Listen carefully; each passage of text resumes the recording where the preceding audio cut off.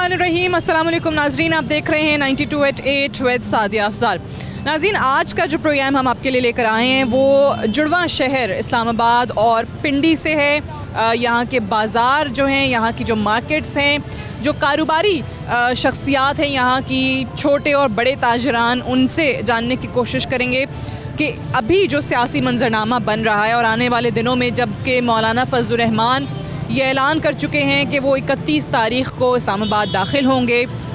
126 दिन का धरना इमरान खान साहब का भी हुआ था, उस पर भी आपको याद होगा कि मिला जुला रुझान आया करता था, ख़ुसूसी तौर पे जो ताजरान हैं उनकी तरफ से। कारोबारी तबका काफ़ी नाला नज़र आता था उन दिनों भी कि उनका कारोबार, उनका गिला था कि मुतासर होता है। अभी क्या लगता है कि वाकई कारोबारी जो शख्सियात हैं वो क्या समझती हैं कि ये धरना उनके काम के लिए सही होगा या नहीं, वो आपको इस्लामाबाद जाके हम बताएंगे। अभी फ़िलहाल हम पिंडी में ये फवारा चौक पे मौजूद हैं और यहाँ जो लोगों की राय है, क्योंकि यहाँ पर भी आपको ज़्यादातर छोटे ताजरान नज़र आएंगे, उनका हुकूमत की मौशी पॉलिसियों के हवाले से, महंगाई के हवाले से, गुर्बत के हवाले से, कारोबार के हवाले से क्या इनिशिएटिव्स लिए गए हैं या इन लोगों को क्या मुराद और सहूलियात फराहम की गई हैं इस हुकूमत की तरफ से, उन तमाम चीज़ों के हवाले से जानेंगे। तो आज का प्रोग्राम स्पेशली यहाँ से पिंडी और इस्लामाबाद से आप लोगों के लिए इस हुकूमत की मौशी पॉलिसियों के हवाले से और मौलाना फजलुर रहमान के धरने के हवाले से। सो आइए चलते हैं। अच्छा, सबसे पहले हम यहाँ पे बात करते हैं, शाहिद गफूर पराचा साहब हमारे साथ मौजूद हैं, जो कि यहाँ जिस बाज़ार में हम मौजूद हैं, राजा बाज़ार, यहाँ के भी प्रेसिडेंट हैं, जो अंजुमन ताजरान है पिंडी उसके भी और पंजाब के भी, और साजिद भट्ट साहब भी हमारे साथ मौजूद हैं जो कि पिंडी चैम्बर ऑफ कॉमर्स के प्रेसिडेंट हैं। आप दोनों का शुक्रिया प्रोग्राम में ज्वाइन करने के लिए। सबसे पहले तो ज़रा इस हुकूमत की मौशी पॉलिसियों से आगाज़ करते हैं। आपको क्या लगता है कि किस किस्म की इकोनॉमिक पॉलिसीज़ जो हैं वो आवाम की भलाई में गई हैं, नुकसान में गई हैं? क्या कहेंगे, जो नया पाकिस्तान बना है, जो तब्दीली आई है, उसमें ताजरों के लिए क्या हुआ है?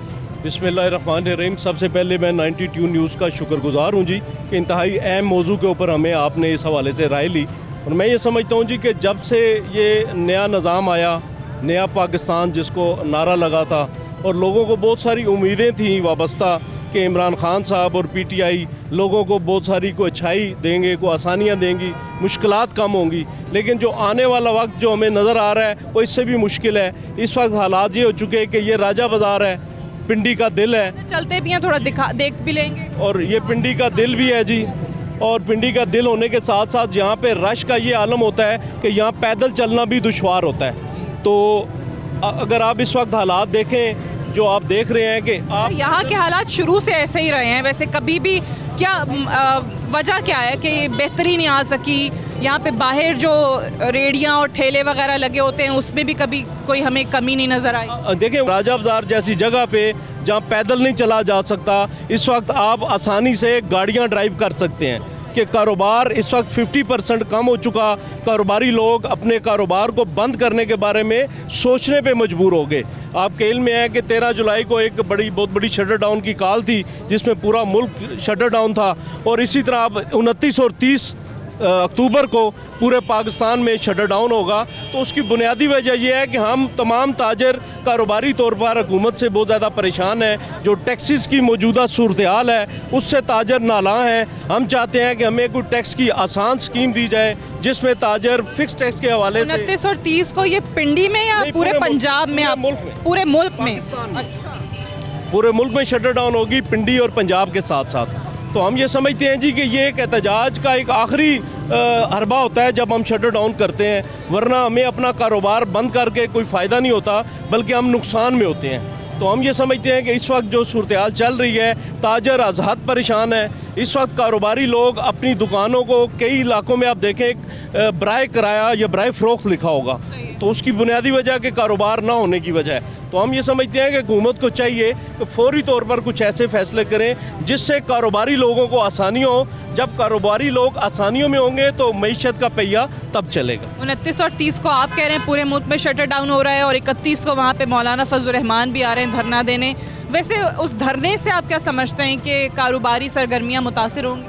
जी, यकीनन मुतासर होंगी। धरना जब भी होता है जी, पहले भी, इससे पहले भी धरने हुए, जब इमरान खान साहब ने भी धरना दिया था उस वक्त भी कारोबारी सरगर्मियाँ मुतासर हुई थी। उसके बाद भी कुछ आलम दीन जो आए उन्होंने भी धरना दिया। अभी अगर मौलाना फजलुर रहमान साहब धरना देंगे तो उससे भी कारोबारी सरगर्मियाँ मुतासर होंगी, जो पहले ही 50% हद कम हो चुकी हैं। तो जी, तो हम ये समझते हैं कि धरने से बेहतर है कि गवर्नमेंट उनके जो मसाइल हैं, जो उनकी गुफ्तगू है, उनसे बैठकर मामलात को हल करे, ताकि ये धरना ना हो, ताकि ताजरों को ज़्यादा मसाइल का सामना ना करना पड़े। अच्छा, इस पे मैं आपसे भी साजिद भाई साहब जानना चाहूँगी कि क्या वाकई हुकूमत ने कोई तजावीज़ नहीं ली हैं, क्योंकि उनकी तरफ से तो क्लेम यही होता है कि हम सबको मुशावरत के साथ ऑन बोर्ड रख के चल रहे हैं। मैं चैम्बर के हवाले से ही बात करूंगा। बहुत शुक्रिया आपका 92 का आके उन्होंने हमारी मौक़िफ़ ले रहे हैं चैम्बर का भी। तो चैम्बर को ऑन बोर्ड तो उन्होंने पहले से नहीं लिया, आज तक कभी ऐसा हुआ नहीं है कि कोई भी हुकूमत आए और चैम्बर की मशावरत ना ले। और जब बजट बना था और उस वक़्त भी हमसे मशवरा नहीं लिया गया, और इसीलिए ये देख लें उसका चैम्बर का मशवरा ना लिया गया, ताजरों का मशवरा ना लिया गया। इस वजह से मुल्की माशत जो है अभी बिल्कुल बदहाली का शिकार है, और सनतें बंद हो रही हैं, और जो ये पावर लूम्स हैं वो बंद हो रही हैं, और इससे बहुत सारा मुल्क का जो है ना मईशत का पहिया बिल्कुल जाम हो गया। और मेरा नहीं ख्याल कि ये किस तरह हुकूमत वापस लेके आएगी ये पहिया, ये किस तरह मईशत चलेगी, बहुत मुश्किल नज़र आ रहा है मुझे। अच्छा, उनका हुकूमत का तो ऑब्वियसली क्लेम मईशत के हवाले से ये होता है कि हम वो चीज़ें करने की कोशिश कर रहे हैं जो पहले कभी नहीं हुई, कि सिस्टम नहीं बने हैं इसलिए ज़्यादा टाइम लग रहा है, और सिस्टम क्योंकि माजी में नहीं बने हैं इसलिए शायद लोगों की इस जानिब तवज्जो भी नहीं दी, इदारे नहीं बने।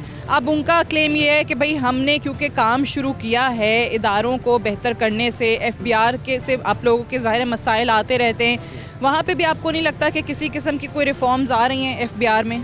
कोई भी नहीं जी, हमें तो हमारी मीटिंग्स हुई हैं जी, FBR के चेयरमैन साहब से हुई हैं, मेंबरान से हुई हैं, लेकिन हमारी उनसे जितनी मीटिंग्स हुई हैं वो सिर्फ बैठ के वक्त ज़ाया करने वाली बात है, कोई अमली बात उन्होंने नहीं कही। हमने उन्हें चार्टर ऑफ डिमांड दिया कि ये ताजरों के मसाइल हैं, जो शटर पावर है, जो पूरे मुल्क में दुकानदार हैं, उनके ये मसाइल हैं, लेकिन उन्होंने आज तक उसका कोई जवाब नहीं दिया। उन्होंने वादा ज़रूर किया कि हम फिक्स टैक्स का निज़ाम ला रहे हैं जिसमें छोटे ताजरों को आसानियाँ होंगी, लेकिन आज तक उन्होंने कोई मुसवदा नहीं दिया, कोई ऐसी चीज़ फाइनल नहीं की। और जब हम ये समझते हैं कि FBR वाले नहीं चाहते कि मसाइल हल हों, तो आप ख़ुद बताएं कि कैसे हल होंगे, कौन करेगा? इसके लिए तो हम prime minister of Pakistan Imran Khan साहब से ही मुतालबा कर सकते हैं, जो ज़ाहिर है इस मुल्क के प्राइम मिनिस्टर हैं, तो वो ही इसके ऊपर कोई हुक्म सादर करें ताकि ताजरों को बामकसद मुज़ाकरात किए जाएँ और उनके मसाइल को हल किया। ठीक है।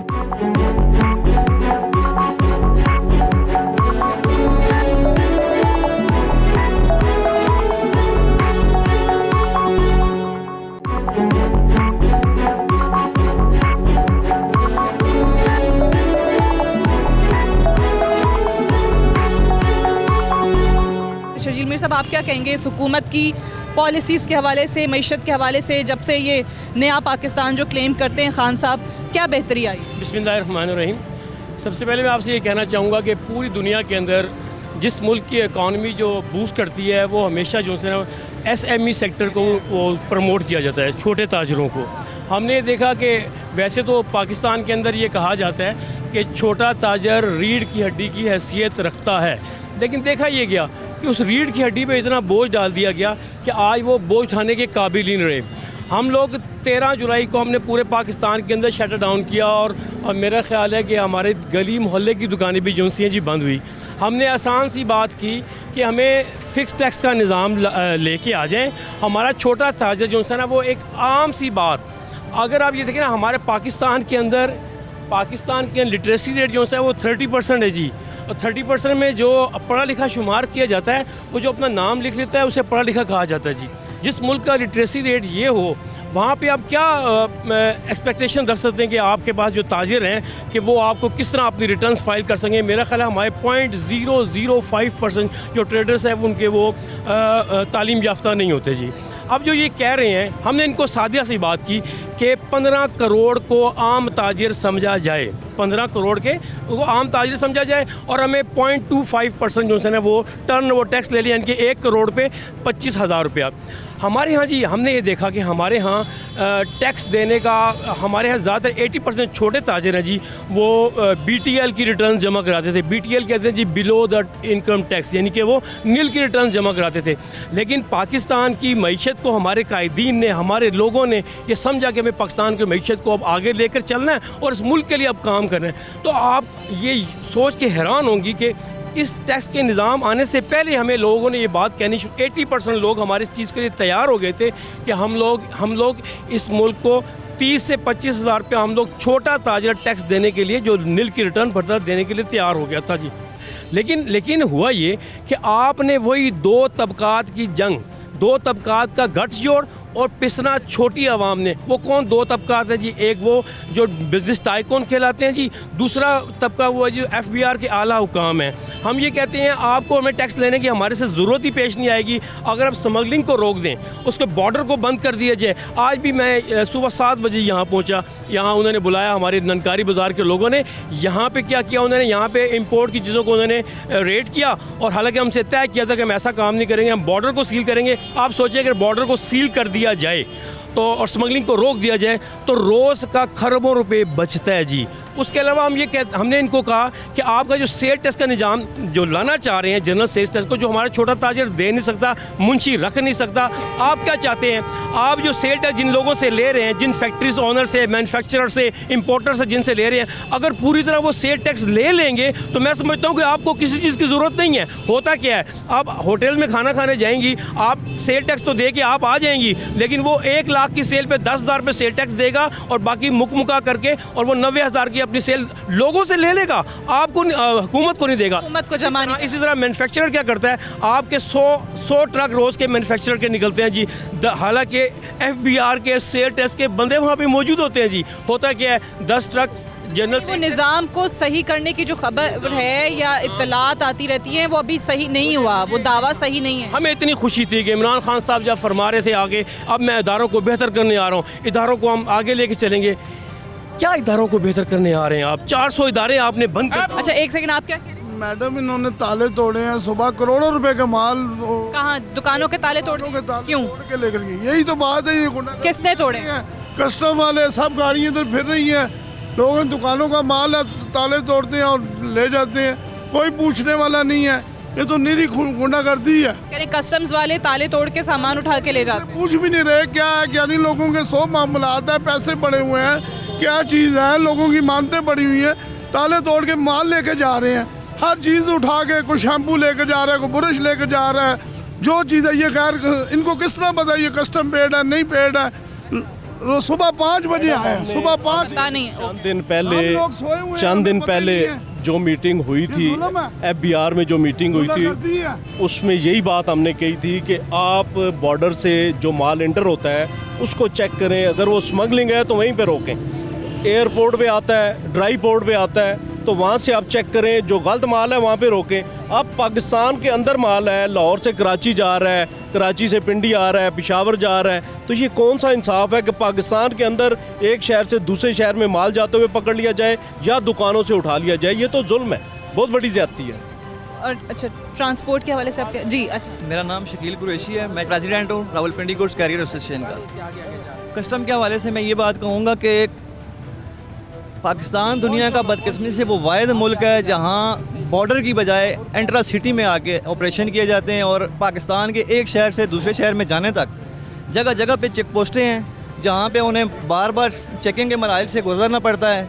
उसके बावजूद जब कराची से इस्लामाबाद तक एक सामान आ जाता है, तमाम चेक पोस्टों को क्रॉस करता है, लेकिन उसे इस्लामाबाद, यहाँ पे कैपिटल है पाकिस्तान का, यहाँ उनको दोबारा से रीचेक किया जाता है और इस चीज़ की कन्फर्मेशन नहीं होती कि ये सामान स्मगल है या इम्पोर्ट का है।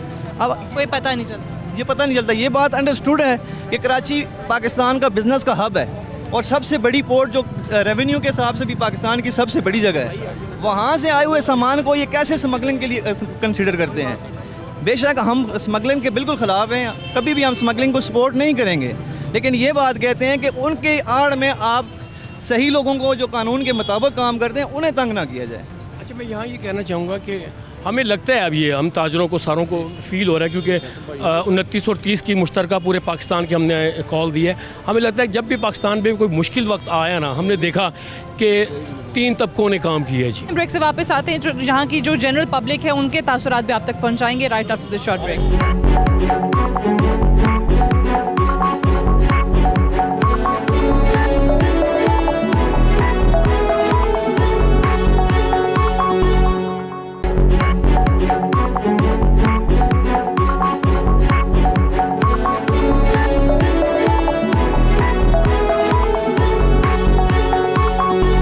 Welcome back. प्रोग्राम एक बार फिर से खुशामदीद। पिंडी में राजा बाज़ार से प्रोग्राम हम आपके लिए कर रहे हैं और यहाँ पे जो ताजे बरादरी थी उनके तासुरात आपने सुने।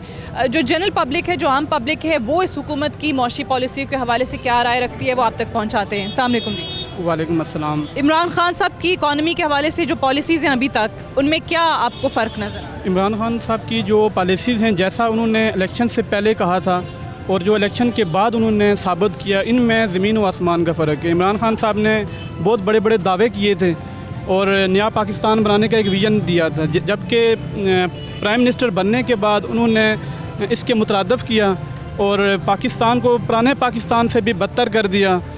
पेट्रोल को आप देख लें कहाँ से कहाँ पे चला गया, तकरीबन 73। महंगाई कंट्रोल में नहीं हुई है। महंगाई पहले से ज़्यादा बढ़ गई है, इंतहाई ज़्यादा। पेट्रोल, डीज़ल, गैस को आप देख लें, बिजली के बिलों को आप देख लें और बिलखसूस मेडिसन को आप देख लें और अस्पतालों के अंदर जो उन्होंने रिलीफ दिया था उसको देख लें।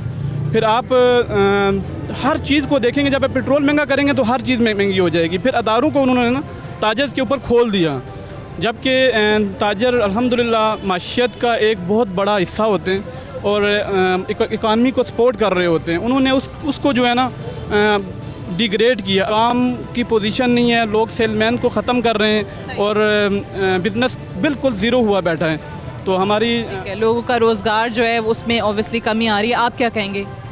सबसे पहले ये हुआ कि हुकूमत ने जो दावे किए थे वो बोल कर उसी के दरे के दरे रह गए। जंग में एक खबर आई है कि इनके खुद MNA जो सिगरेट ब्लैक करते हैं, सिगरेट बेचते हैं, और इसी तरह इनके अपने जो मेडिसन के थे कैनी साहब, उन्होंने मेडिसन में किया। इनके अपने जो आदमी हैं उन पर किसी किस्म का कोई मुकदमा नहीं, कोई कुछ नहीं होता। ये जो कुछ हो रहा है, जो लोग, आप मुझे बताएं कि जो लोग बाहर से आते हैं, जिनका उठना बैठना खाना पीना चलना फिरना बाहर है, बीवी बच्चे बाहर हैं उनके, वो हमारे लिए काम करेंगे या उनके लिए करेंगे? शायद आपने एक दफ़ा पढ़ा था, मैंने पढ़ा था उस पर, ये किस पे न्यूज़ में उन्होंने कहा था IMF को हमने भेज दिया, पाकिस्तान में हमें कोई चीज़ नहीं, पाकिस्तान में फ़ौज देने की ज़रूरत नहीं है। इनका अक्सर मकसद यह है कि वो पाकिस्तान का न्यूक्लियर लेंगे और कुछ नहीं, क्योंकि ये 3 बंदे जिन्होंने पहले लीबिया को, तुनिस को और शाम को तबाह किया, इसी तरह इन्होंने जो बाकर साहब हैं, इनकी पॉलिसी और है, इनका टारगेट और है। गवर्नर स्टेट बैंक जो है वो कह रहे हैं रज़ा बाकर, वो बाहर से आए हुए हैं। हफीज़ शेख साहब बाहर से आए हुए हैं। ये शबर ज़ैदी साहब जो वो बाहर से आए हैं, इनके बीवी बच्चे उधर, ये हमारे लिए क्या करेंगे? तनख्वाह उधर से लेते हैं, खाना पीते इधर से हैं। दूसरा, इस मुल्क में ये इन्हें जानबूझकर इस मुल्क को इस हाल में पहुँचाया गया है। पहले माशी तौर पहले हमें अखलाकी तौर पर मोबाइल के ज़रिए तबाह किया गया, अभी उन्हें माशी तौर पर तबाह कर दिया गया। इम्पोर्ट एक्सपोर्ट नाम की कोई चीज़ ही नहीं है। पहले वेस्टर्न यूनियन होता था, मैं आपको बताता हूँ एक, कि वेस्टर्न यूनियन से अमाउंट बाहर आती है तो इससे पूछते हैं कि आपने क्यों भेजी, किस लिए भेजी, क्या करेंगे। जबकि उधर मुल्क से आती है वो नहीं पूछ रहे, हमें पूछ रहे हैं कि क्यों भेजी। तो लोगों ने बंद कर दिया पैसे बाहर से भेजना, मैशत तबाह हो गई। अभी ज़र मुआदा के ज़खायर है वो दिन ब दिन कम होते रहे। अभी मैं पढ़ रहा था, ये बांग्लादेश के 43 अरब डॉलर हो गए, जो 77 में आज़ाद हुआ, हमसे गया। और थोनिया का एक है, वो 12 महीनों में उसने किया, इन्होंने 12 महीने 12 अरब डॉलर लिए। आप बेसिकली ये कह रहे हैं कि पॉलिसीज़ बनाने वाले ही बाहर से आए हुए हैं, उनका इंटरेस्ट ही नहीं है पाकिस्तान में या पाकिस्तानियों, पता ही नहीं है क्या करना, कह रहे हैं सब। ठीक है। अच्छा, एक और चीज़ बताइएगा अभी, क्योंकि एक तो अभी जिस तरह वो बता भी रहे थे कि 29 और 30 को शटर डाउन हड़ताल करने, 31 को मौलाना साहब आ रहे हैं, उनका भी धरना शुरू हो रहा है। आपको नहीं लगता कि उससे भी और ज़्यादा मुतासिर होगा? पहली तो बात यह है कि मैं इमरान खान का बहुत बड़ा वोटर था। आप यानी अब नहीं है? मेरी पूरी फैमिली ने वोट दिया था, लेकिन इस पे मैं और मेरी पूरी फैमिली शर्मिंदा है। मेरा शूज़ इंडस्ट्री से तल्लक है, हमारे 8-9 यूनिट से रिटेल के, जिसमें से 4 हम बंद कर चुके हैं, सिर्फ इसी वजह से कि बिज़नेस है ही नहीं है। जो प्राइसेस हमारी 1500-2000 रुपये में हम कस्टमर को सेल आउट करते थे, वो प्राइसेस अब 2500-3100 पे पहुँच चुकी हैं। कस्टमर को दिखाते हैं, बाद में कस्टमर लेने को तैयार नहीं है। लाजमी कस्टमर की क़ुव्वत ख़रीद ही नहीं है कि वो पे कर सके। ये मेरा ख्याल है हमारी पहली फर्स्ट ईदें वगैरह थी जिन पे हम कस्टमर्स का इंतज़ार कर रहे थे, वरना ईदों पे भी हमारे पास बिज़नेस होता था कि हमें इंतज़ार करने का टाइम नहीं, खाने का भी टाइम नहीं मिलता था। तो लेकिन इस दफ़ा तो बिल्कुल ज़ीरो गया है और अभी भी हालात बिल्कुल ज़ीरो हैं। अगर यही हालात चलते रहे तो बंद। चलें जनाब, ये वो हैं जो इमरान खान साहब के सपोर्टर थे और अब कह रहे हैं कि हमें शर्मिंदगी। आप क्या कहेंगे, कारोबार क्या? बिस्मिल्लाहिर्रहमानिर्रहीम। ऐसे है कि जब से ये हुकूमत आई है ना, कारोबार दिन ब दिन ज़ीरो होता जा रहा है। पहले फिर भी थे, मेरी भी 67 साल मेरी भी उम्र हो गई है। मैंने अपना बचपनों से लेकर जवानी तक गुजारी है और मैंने मंजूरी से गुजारी है, ये मसला नहीं है। जितनी टेंशन इस हुकूमत में आई है कि आप पूछ भी नहीं सकते हैं। ये बड़े बड़े लोग हैं जिनके कारोबार वसी हैं, सब अपना मामला चलाते हैं। पूछे उस बंदे से जिसने 10,000 या 15 या 20,000 पर तनख्वाह लेनी है, अपने बाल बच्चों का पेट पालना है, मकान किराए का है, बच्चों को पालना है, खाना खाना है, वो मामला कैसे पूरे करेगा? अब आज सब्जियों का रेट देख लें कि सबस मेरे जो सी है वो 400 रुपये किलो है, 100 रुपये पाव किलो है, जिसकी कोई अहमियत ही नहीं है। हर बंदा देखे ना गरीब आटा कहाँ से कहाँ पहुँच गया है। पीछे जो बिल आए इन्होंने भेजे हैं 50,000, 60,000, 27,000 बिल इन्होंने सिर्फ एक पॉइंट बढ़ा है और पता नहीं कितने गुना लगा कर इन्होंने भेज दिया। हुकूमत की अपनी जो रेट है ना वो नहीं है। हुकूमत जैसे अवाम चाहती थी एक तब्दीली नहीं आई। जैसे कि वही दौर था अयूब खान का, और अपना अयूब खान के दौर में जब भुट्टो आया और नारा लगा रोटी कपड़ा और मकान, लोगों ने समझा पता नहीं क्या होगा, क्या मिलेगा, सब कुछ मिलेगा, लेकिन मिला कि गरीब को कोई नहीं है। लेकिन जो क्लोज होते हैं सब वो बांट जल जाता है। गरीब को क्या मिलता है? गरीब तो डंडे खाने के लिए, मारे खाने के लिए, जेल जाने के लिए, वो तो इसलिए वे नारे लगाते हैं। चलो अब ये जो चीज़ें आप बता रहे हैं इसी पे वो मौलाना साहब निकल रहे हैं। वो कह रहे हैं कि भाई मैं तो महंगाई, आप एक चीज़ तो ये बताते हैं ना, एक देखें ना कि इमरान खान ने क्या किया। लोग उम्मीद है ये इतने चलेंगे अपना 3 हुकूमतें अपना नवाज शरीफ की गुजरने की पार्टी चलते रहे, यहाँ पर चलते नहीं, लेकिन जो हाल ये हुकूमत कर रही है ये हाल नहीं था लोगों का। इमरान खान ठीक है बोले वो खुद है, लेकिन आस पास जो उनकी कबीना है ना वो बिल्कुल। अच्छा, मौलाना साहब भी कह रहे हैं कि भाई हालात बहुत बुरे हो गए, वो गिरा देंगे, इस्तीफ़ा लेने आ रहे हैं वज़ीर आज़म। इसने तो दिया ना धरना इमरान खान ने, और ये हम बता दें इंशाल्लाह कि इमरान खान देखेगा। इसने 120 दिन का धरना दिया, कुछ भी नहीं हुआ, और इंशाल्लाह 5 दिनों में आपको पता लग जाएगा कि क्या होने वाला है इस मुल्क में। और ये खाली मौलाना फजल रहमान की आवाज़ नहीं है, हम ताजर हैं। हमारे साथ जो जुल्म हो रहा है वो शायद आपको नहीं पता। इस राजा बाज़ार के और जितने भी रावलपिंडी इस्लामाबाद के जितने ताजर हैं, बीरुदाई अड्डे का मेरा ताल्लुक वहाँ से, जनरल बस स्टैंड बीरुदाई से, एशिया का सबसे बड़ा अड्डा है। हम लोगों को जितने ये टैक्स वाले जितना टार्चर करते हैं, यकीन करो कि हमारे जितने ताजर हैं, हमारे सब रात की नींदें ख़त्म हो गई। कह रहे हैं कि 126 दिन का धरना जो खान साहब का था उसमें कुछ नहीं हुआ। मौलाना साहब, आप लोग समझ रहे हैं कि वाकई हुकूमत गिरा देंगे जो वो दावा करके? तब्दीली आनी चाहिए। तब्दीली के नाम पर इमरान खान ने वोट लिए थे। हमें तब्दीली ऐसी चाहिए जिस तरह चोनलाई की तब्दीली थी, मौज़ तंग की तब्दीली थी। आज आप देखें कनान साहब, तुर्की में जो तब्दीली हुई है, इमरान खान ने कोई तब्दीली नहीं की है। इमरान खान के दौर में हालात ख़राब से ख़राब तर हुए हैं। मैं इतने मर्द हजरात क्योंकि मुझे नज़र आए, एक खातून भी, उनसे भी ज़रा बात कर लेते हैं, उनकी राय भी जान। सलाम अलैकुम बेटा, हमने ना किराए तो रह के बड़े परेशान है। इतना किराया, इतना बिल आ रहा है ना, सानू तो परेशानी बन के पई। एक मैं अकेली कमान ली, मियाँ भी नहीं रहा। एक क्या करती हैं? काम करती हूँ घर का। तो इतने असी परेशान हैं, कुछ इन्नी महंगाइयां ने तंग कर छोड़िया, की करिए, परेशानी बनी पई है हर पास। और पहले खान साहब के आने से पहले, इनको तो साल हो गया, उससे पहले हालात सही थे? पहले ठीक सन, अब बहुत तंग है। हाँ, 1 साल से कोई दवा नहीं ले सकते, कोई जिधर ध्यान मारो महंगाई वाली ध्यान मारो, बच्चों वाल मारो, रोटी खाने का भी सुकून नहीं रहा है जी। की करिए, परेशानियाँ बड़ी। हर तरफ जो है वो लोग तंग हैं इन मौशी पॉलिसियों से, और हर तरह से वो कह रहे हैं कि चाहे वो बिल्स हों, खाने पीने की अशिया हों, महंगाई जो है वो बढ़ती चली जा रही है। ताजिर तो ताजिर, जो आम लोग हैं, जो जनरल पब्लिक है, उनकी राय भी इस हुकूमत के हवाले से और इसकी मौशी पॉलिसी के हवाले से कुछ खासी अच्छी नहीं है। और धरने के हवाले से वो कह रहे हैं कि इमरान खान साहब को इस्तीफ़ा देना पड़ेगा। ये चंद लोगों की जो आपको अभी इस प्रोग्राम में तासुरात सुनाए हैं, उसमें से एक ब्रेक ले लेते हैं। ब्रेक से वापस आएंगे तो हम डिस्कशन को, प्रोग्राम को यहीं से आगे बढ़ाएंगे। Stay tuned.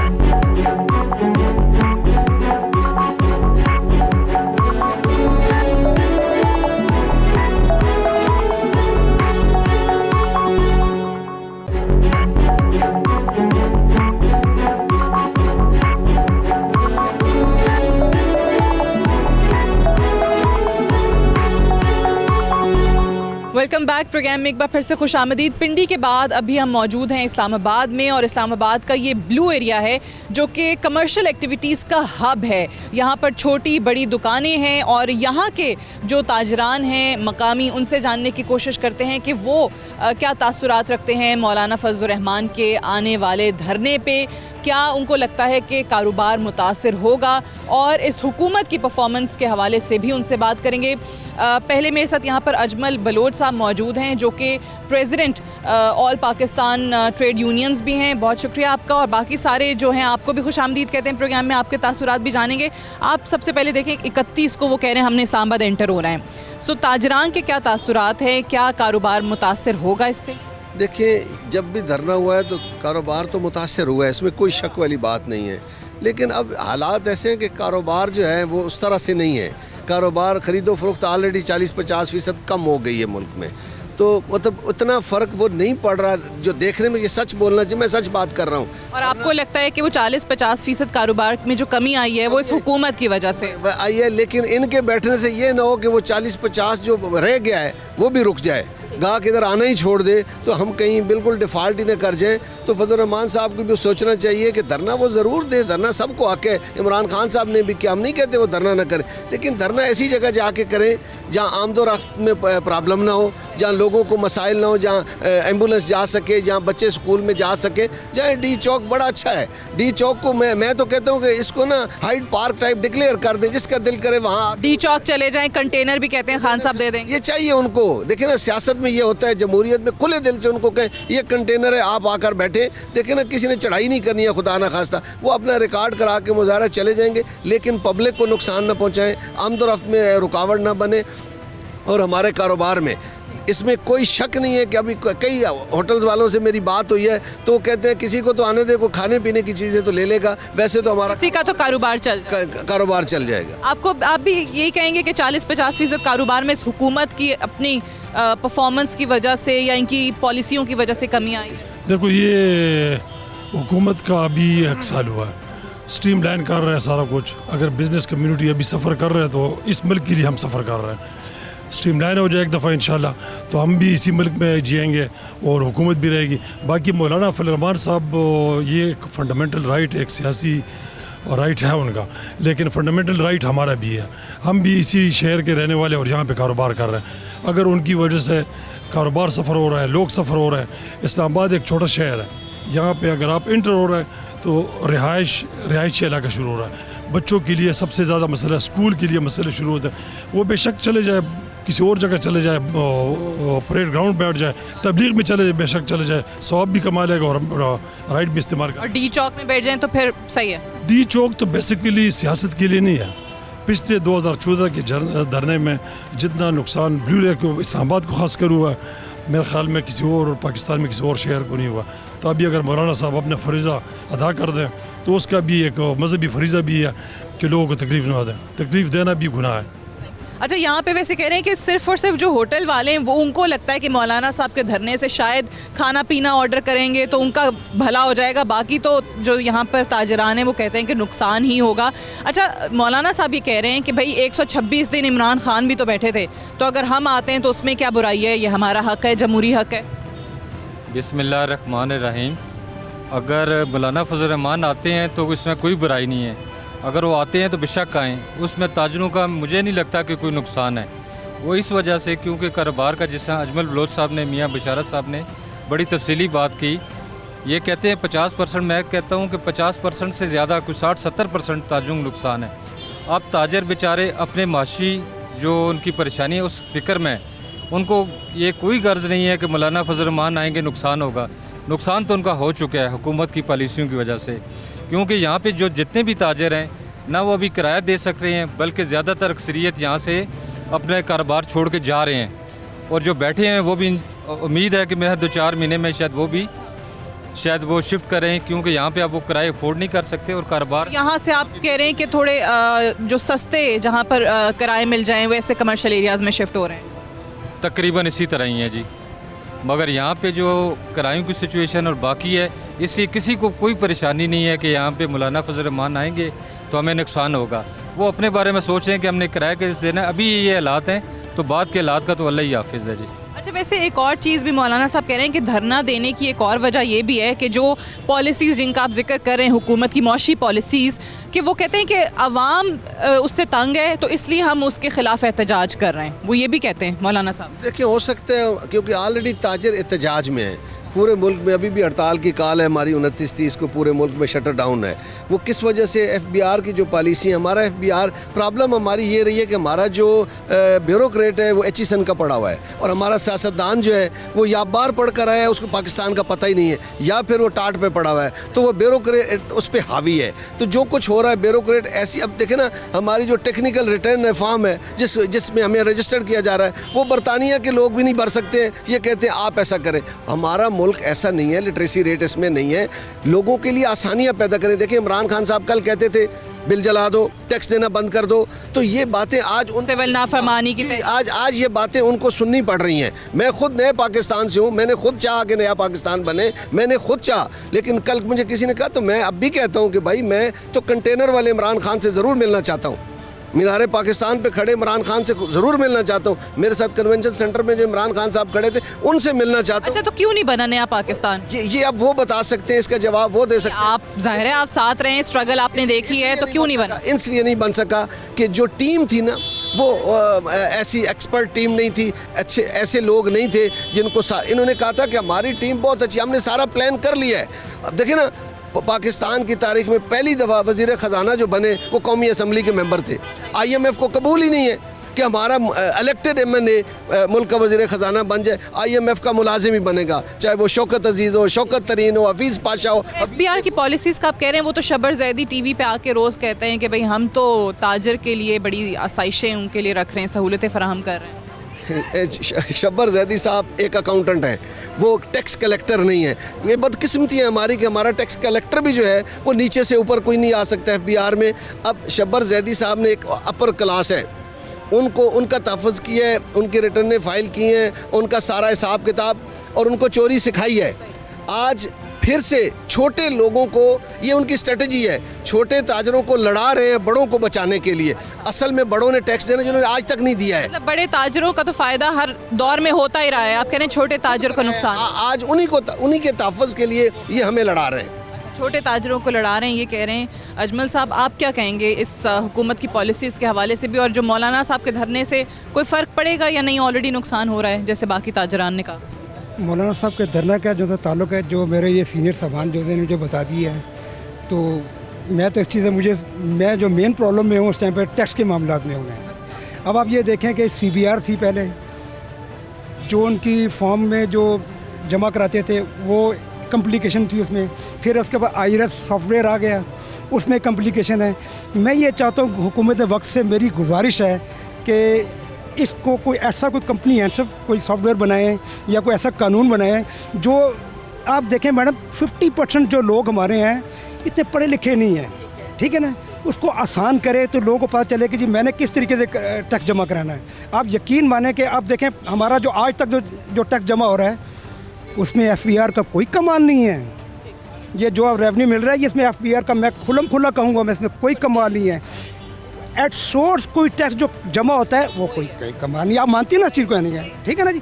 मैं कहता हूँ कि ऐसा कोई कानून बनाए जिससे कि गरीब से गरीब आदमी, एक छापे वाला उसको पता चले कि जी मैंने ये 100 रुपये कमाना है, 10 रुपये मैंने गवर्नमेंट को देना है। मैंने आप देखें किस तरह रेवेन्यू आता है। मैं ये हड़ताल वगैरह के ये इनके मैं सख्त खिलाफ हूँ, मगर ये जो मेरे अजमल बलोच साहब है जिन्होंने ये कह रहे हैं, पिछले 8 माह से चीखे मार रहे हैं कि जी इसको बैठे, मेरी हुकूमत वक्त से अपील है, प्लीज़ इनकी सुने, आसान उर्दू में सुने, बैठ जाएं, इसका कोई कंपनी ऐसा हल निकालें।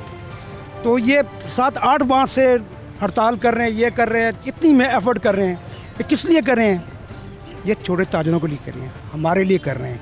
आज मुझे ये कहेगा कि यूसुफ खान अपना ऑफिस बंद करो, क्या मैं नहीं करूँगा बंद? मैं बिल्कुल करूँगा मैं, क्योंकि मैं भी डिस्टर्ब हो रहा हूँ मैं। और ये वाली राय के जो बड़े ताजरान हैं जिन्होंने आज तक कभी टैक्स दिया ही नहीं, जिनका फ़ायदा हर दौर में होता रहा है, उनको फ़ायदा ये हुकूमत दोबारा पहुंचा रही है और छोटे ताजरान को लड़ाया जा रहा है। उसके मैं बताता हूँ आपको मैं होता क्या है। बड़े ताजर हैं, वो बिल जब देते हैं किसी को, साथ एक FBR के लेटर भी देते थे, ये जी हम एग्जम्प्टेड है जाना चाहिए। अब वो उनको इनकम टैक्स भी एग्जम्प्ट होता है 4.5%, वो एग्जम्प्ट 17.5% आपका GST भी एग्जम्प्ट होता है। अब वो क्या करता है, छोटे ताजर जो है मारे जाते हैं। मैं कह रहा था कि 22,000 लोग हैं जो FBR के मुलाजमीन हैं, 22,000 लोग हैं। आप 22,000 लोगों का एहतसाब कर लें, मुल्क का टैक्स की ज़रूरत नहीं पड़ेगी, कर्जा उतर जाएगा। आज तक FBR ने इन 22,000 लोगों ने जिन्होंने डबल तनख्वाहें पाई हैं, कोई मुल्क को सही नहीं किया है, कोई सिस्टम को सही नहीं किया है, लोगों को नेट में नहीं लाए हैं। जितनी स्मगलिंग हो रही है इन लोगों की वजह से हो रही है। देखे ना, कहते हैं ताजर टैक्स नहीं देता, स्मगलिंग हमारी वजह से रुकी हुई है, या वहाँ पे जो पैसा लिया जा रहा है हो क्या रहा है कि 10, 20, 100 कंटेनर आ रहा है, उसके पैसे ले लेते हैं, जेब में डाल लेते हैं। उसमें अगर इलेक्ट्रॉनिक्स का सामान है, लिख देंगे लंडा आ रहा है। तो ये वो चीज़ें ठीक करने वाली, जब तक इस मुल्क में करप्शन पे सजाए मौत का बिल पास नहीं हो जाता, जब तक हम सिंगापुर की तरह, देखें ना, इमरान खान साहब कहते हैं चाइना आगे चला गया, 350 मिनिस्टरों को तो मिसालें देते हैं कि मिसालें देते हैं। देखिए अभी तक कह रहे हैं कि सजाए मौत का बिल पास होना चाहिए करप्शन पे। देखिए वहाँ पे सजाए मौत देते हैं, शूट करते हैं जो करप्शन करता है, तभी तो वो उनका सिस्टम ठीक हो गया, तभी तो आज चाइना दुनिया पे छा गया। खान साहब भी कहते हैं, लेकिन आप कहते हैं इसके लिए फिर कानून साजी करें। देखिए उन लोगों ने हमें कहा गया कि वर्ल्ड वार के बाद 16 मुल्क आगे चले गए हैं, बाकी पीछे रह गए। उन्होंने उमर लॉ को फॉलो किया है, हमने करप्शन लॉ को फॉलो किया, तब हम पीछे रह गए। ये वो मुसीबतें, असल मसला ये जड़, जब तक उस जड़ को इमरान खान साहब कहते थे मैं करप्शन का खात्मा करूंगा, आप खुद सुनते थे, वो करप्शन डबल हो गई है। करप्शन डबल हो गई है। Very interesting. अच्छा, जहाँ पे ताजरों से बात कर रहे हैं, आप सिक्योरिटी गार्ड की नौकरी करते हैं यहाँ पे जी। आपके हालात अगर मैं पूछूं बेहतर हुए खान साहब के आने के बाद, इस हुकूमत के आने के बाद, या मौशी हालात ज़्यादा ख़राब हुए? मैडम वक्ती तो ये ज़्यादा ख़राब हुए हैं, लेकिन जैसे खान साहब की नीयत बता रही है, बातों से ही महसूस होता है ना। अभी प्रैक्टिकली तो उनके पास कुछ आएगी ताकत पैसे के ज़रिए तो फिर बेहतर होगा। वो बार बार यही कहते हैं कि फ़िलहाल ख़जाने में कुछ चीज़ नहीं है, टैक्स नहीं जमा हो रहा है और हुकूमत कुछ कर नहीं पा रही है। कोई भी छोटा बंदा भी पैसे के बगैर तो कुछ नहीं कर सकता है, तो हुकूमत है, उसको 2 साल हो सकता है या 3 साल के बाद कुछ बेहतर रिजल्ट। आपको उम्मीद है कि बेहतर कर? जी जी बिल्कुल, क्योंकि ये पहले जो हमारे मियाँ साहब या जरदारी साहब या कोई भी पार्टियाँ होती थी, वो इस तरह की बातें तो नहीं करते थे। क्या कहेंगे? जी मैं खुद 4 दशों ने इधर मार्केटिंग करता हूँ, लेकिन अपने तजुर्बे के लिहाज से मैं कह दूँ ना, जो मैं पुराने पाकिस्तान में बहुत होश था, वो जो नया पाकिस्तान बन गया ना, तो उसमें मैं बहुत मायूस हूँ, क्योंकि मैं खुद मार्केटिंग करता हूँ, मुझे तजुर्बा ज़्यादा है ना, पूरे पाकिस्तान में मैं घूमता। लेकिन इतना क्राइसिस इस हुकूमत में जो है ना, मैंने ज़िंदगी में नहीं देखा। सबसे ज़्यादा क्राइसिस उस हुकूमत में है। आज सब लोग मायूस हैं, मुझे नहीं, सब पूरे पाकिस्तान में। मैं खुद 4 से हूँ, वोट भी मैं नहीं दिया, लेकिन आज मैं उसके खिलाफ आवाज़ से उठ रहा हूँ ना, जिसने आवाज़ दिया ना कि मैं तब्दीली लेके आऊँगा, यूँ करता था। आज सबसे ज़्यादा मैं मायूस हूँ, आज सबसे ज़्यादा ये लोग मायूस हैं। मैं आपको लगता है कि वक्त के साथ सब कुछ ठीक होगा? जी टाइम लगता है, एक घर बनाने में भी 2 साल लगते हैं, तो टाइम तो लगेगा। हाँ। लेकिन आप कह रहे हैं पुराना पाकिस्तान बेहतर था। उसमें मैं ठीक था, उसमें मैं ठीक था। करप्शन की इंतहा हो गई है जी। एक बंदा घर भी बनाए 2 साल लगते हैं घर बनाने में। इसीलिए आप कह रहे हैं। किस लिए मायूस है ये मायूसी इस वजह से है ना, देखें पहले जो आज 72 साल से ये गंद बला जो होता रहा है, करप्शन पूरे मुल्क को खा गई है। कोई चीज़ आपका कोई भी, आप मुझे फॉर एग्जांपल, आप तो मीडिया है ना, ये पूरी दुनिया बैठी हुई है, मेरी बात से अगर कोई इख्तिलाफ करे, आप मुझे ये बताएं, फॉर एग्जांपल आप ये बता सकते हैं मुझे कि इस मुल्क में कौन सा इदारा है जो दुनिया को हम दिखा सकें कि ये हमारा ये इदारा जो है ना फ्री है। इवन कोई भी XYZ, इसमें जो है ना बहुत सारे इदारे हैं, लेकिन सब तमाम करप्शन में डूबे हुए। अब इस करप्शन को कौन ठीक करेगा? खान साहब मैं और आपने ठीक होना है। सबसे पहले तो ये देखना है कि मैं और आप ठीक हैं। हम लोग ठीक नहीं हैं और हम हर बात इमरान खान पे डाल देते हैं। खान साहब पे हम नहीं डाले। देखें, आप देखें 92% लोग यहाँ पे चोर हैं। 72 साल हो गए तकरीबन पाकिस्तान को। 72 सालों में इस वक्त हमें सिर्फ एक ही हॉनेस्ट आदमी मिला है। भुट्टो के बाद अगर, एक मिनट भाई, भुट्टो के बाद अगर हमें कोई लीडर मिला है तो वो खान साहब हैं। इसको अप्रिशिएट करना चाहिए। अगर ताजर टैक्स नहीं देगा नहीं होगा, ठीक है।